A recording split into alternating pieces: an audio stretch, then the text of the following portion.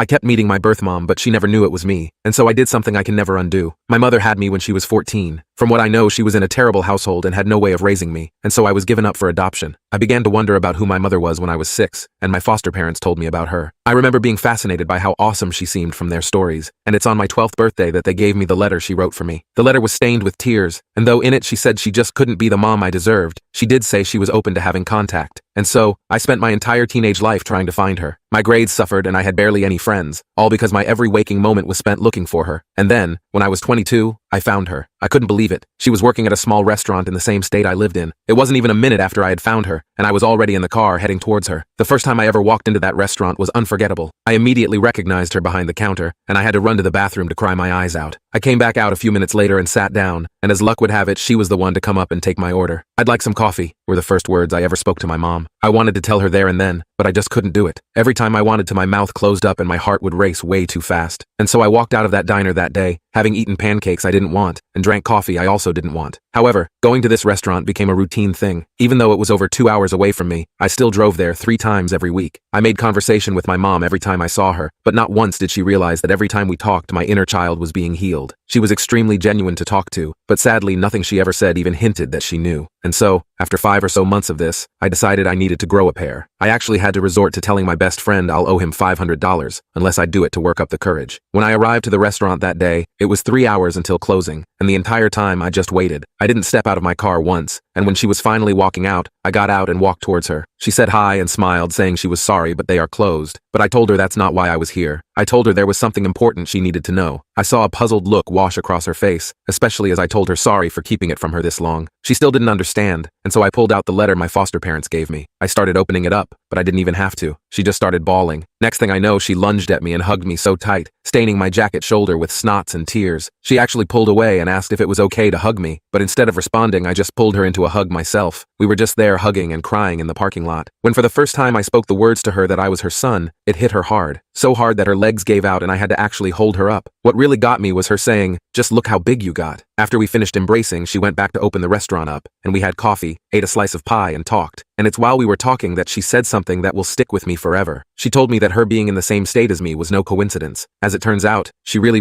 wanted to be my mother. So much so she never moved away, all because she knew there was a possibility that one day I might start looking for her. She turned down career opportunities and moving abroad with past boyfriends, all in the hopes that one day she'd be easier to find. I cried so hard when she told me. We ended up exchanging numbers, and after I left, she sent me a text thanking me for giving her this gift that she didn't know would ever come. She's coming over for dinner this Saturday to meet my girlfriend, and I really can't wait.